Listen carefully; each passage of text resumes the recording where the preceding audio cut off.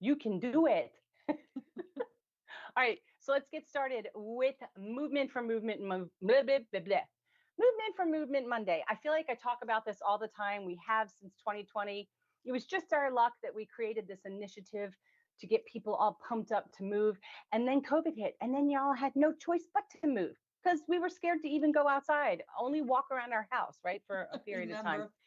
Yep, remember that? I was like, oh my God, you're taking a walk in the woods? Like, how daring, pull up your mask as you pass. Nobody looked at each other. It's like, it's very weird.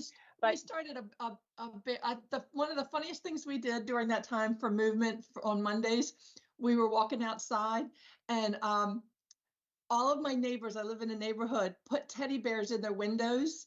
And we did a teddy bear hunt. And so you would walk around the neighborhood looking to see which window the teddy bears were in that week. That's so cute. Isn't that fun. When people started these like baskets of wine that people would drop off at people's homes? I never got one of those. I didn't have a wine fairy, but we should go back to it just because Friday nights are fun. It was wine fairy. You got one? Yeah. I would like a wine fairy. Okay. I'd probably just like a Hostess cupcake fairy, but that's a whole other conversation. All right. So as we know, doing nothing in this community is doing something. That's usually what your body really needs. But when you follow your doctor's orders, do whatever he or she has actually cleared you to do. When you're recovering from open heart surgery or any type of procedure, you might find it a little bit different or a little bit challenging, maybe a little bit uncomfortable or unnerving to just move. And that's very normal. So now it's spring. Perfect time to incorporate spring cleaning into your movement. I started with my office, got very tired. I had to sit down and watch a little bit of Love is Blind on Netflix. I just, shameless plug, really like that show. But I did start, and I do have to do my closet because now with 80-degree weather coming up in Maryland, I've got to get these sweaters out and these short sleeve shirts. And so Better Homes and Gardens shares in their article that was written by Jessica Bennett. It's called Spring Cleaning. It's like the ultimate checklist, the ultimate guide to a tidier home that we can, quote, welcome spring by giving your home a good deep clean. And their guide that they have over here really breaks down the must-do chores into like a 3-step type of a checklist. It's a system. So first, there's the spring cleaning checklist. And things that you have to do, or the to-dos. And then there's the once a year tasks that are ideally suited for spring. And, we always say that with, daylight savings is a good time to change the batteries, right? So that's a great time to change batteries on your blood pressure cuff, so there's other things that we can incorporate for our community into that. But they do talk about how the next step would be to tackle exterior spring cleaning if you're able to. And that would be including some tips on fix-ups and repairs to the outside of your house. And finally, they go over a room-by-room cleaning tips kind of checklist that will help you actually declutter and tidy up specific areas. So let's take a look at this checklist a little bit more. Of course, I can't really see it because it's very tiny. I love a good checklist. I love a good checklist. I knew that you would, and they even have it color-coded. So, color-coded. Oh, I need a little tabs now. Oh, I might print it and tab it. I know you can, right? In like a binder, because people still use those, right? With dividers. But as you see here, so they talk about getting organized and having an effective way to kind of like deal with the clutter. And I do this too. Like I'll go to everybody has a catch-all. Come on, everybody. You all have a catch-all. Mine's in the kitchen. As soon as you come into the garage, it's right there on the countertop. It catches everything. It catches stuff that I don't even know why it caught it, but I try at least twice a month to go through it. I separate it across the countertops, and I decide what's trash, what goes in the office pile, and hopefully it doesn't make it back in the catch-all pile, that kind of thing. So it's just like different ways for you to be more organized. So other than some of the things on this list, which because I can't see it very well, I'm not going to read it off. So I should have brought my glasses. Do those two double arrows help on the top left corner? Does that make it bigger? No. Nope. Oh, hey. Wow, look at that. Oh, I think I can see it. Wizard of all. Okay, yeah. So eliminate clutter in each room before cleaning. That's the key.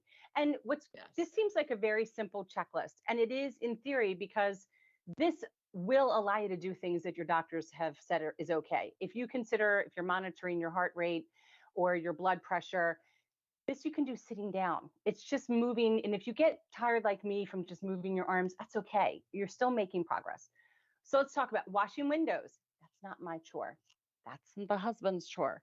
I don't wash the windows, but I'll wash the mirrors. Uh, Cleaning sliding door tracks. You know what? So much of this, I would never, ever, I'd be like, doesn't the rain do that? No. This is why I probably never owned my own single family home and owned a condo, because I would never have thought to clean that. I don't usually dust light fixtures. I see that on there. But cleaning overlook surfaces, right? Like baseboards. I do that. I do in the doors. I'll do, because we have those Bible doors. I'll get into those grooves sometimes. Deep clean carpets. That's when you hire someone, right? Because that might be really heavy to push those carpet cleaners. Clean under large items. This is when you have somebody come in and lift your furniture up for you. You know, my husband said to me early on, we have got to pull out the dryer and see what's falling behind it. And I said, people do that? I thought you only do it when you're down to one sock. No, like, I would only do it if you're swapping them out for the old ones for the new ones. I didn't even know socks. I would just go buy new socks. Filter at the bottom of the refrige. Did you know that? Lo and behold, there is one. I only know it because of TikTok. I'm telling you, I know everybody's against the app, okay? But I learned some important things. I didn't know these things, but this is not things that we're expecting you as a community member to undertake. Nobody's asking you to pull your fridge out, but these are just part of the cleaning list. Refresh your furniture. I do like to use Pledge and go around the furniture and touch up with like a touch-up pen. We do that at least once a year. We do that here in the Anderson home. And you clean out your garage on a regular basis, don't you? Twice a year, because you know why? The little furry mice, they like to bury their little homes. So if you don't get in there, they will bury them. What is it? What do I want to say? Bury. Oh yeah. You want to say like burrow? Burrow? Yeah, it's burrow. It's burrow. That's what they do. They don't bury, they don't bury, they burrow. That was like my Globetrotters thing one day. I couldn't think of the word Globetrotters. Yeah. So yeah, I do. I moved one half of the garage to one side with my son's help. We sweep it all out, hit it with the blower, and then I get to reorganize. And that's my job. I put everything back. I will not go in there with them. Do you know that those 8-legged arachnids are in there? I don't go near that. Heck no. Okay. Dust light fixtures. Everybody forgets about dusting the top of their fans. For me, that in all honesty, that would be challenging. Anything arms overhead, extended period of time, my arms become like wet noodles. But these are still things that could be done. Transition wardrobe twice a year, obviously.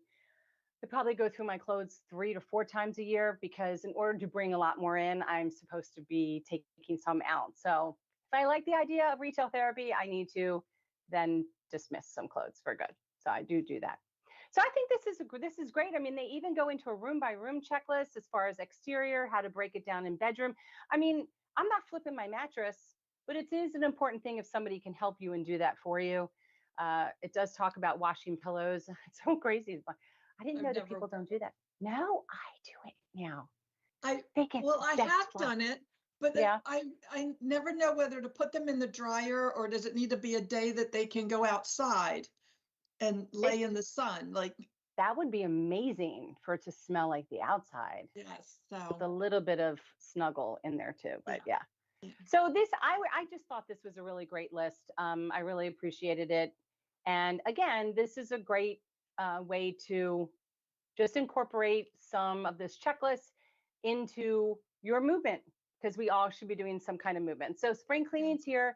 Think about it. Think about as you change your batteries with daylight savings to change your blood pressure batteries, maybe get a whole new cuff, something like that. What were you going to say, Tam? I was going to say, and I think you answered in this blog, in the thread also, there was a couple of discussions this past week about not being able to move as much as we used to be able to, and the limitations and the frustrations in those limitations.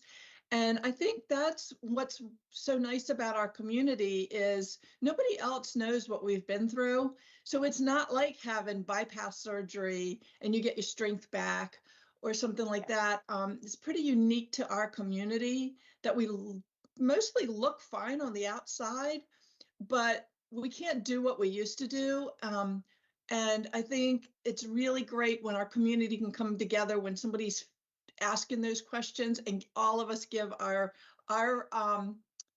examples of what it looks like in our life. It makes such a difference. So if you're having some questions about your movement, go to the thread and look at what people are saying, that how their life has differed.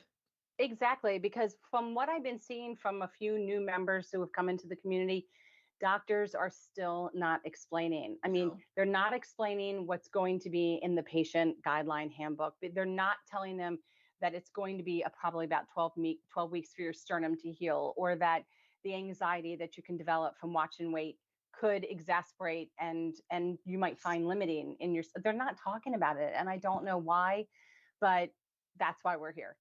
We can just have brutally honest talks. Because it does look so different for everybody. It does. It really does look so different. Like something that I can do, like, might be really hard for you. Like, we both have a lot of trouble lifting our arms over our head for very long. Yeah. That's very difficult for me. My walking is much better than what it was before. But what will happen with me is I don't get physically tired, but my legs start, my whole gait changes, and I just start pounding my feet instead of a normal gait. So it really does look different for everybody. But that's what's great about our community. Exactly. All good points. Good points. Keep moving. Just keep moving, though. Just keep moving. Well, instead of just keep swimming, well, you can just keep swimming. Just keep moving. Just keep moving. Something.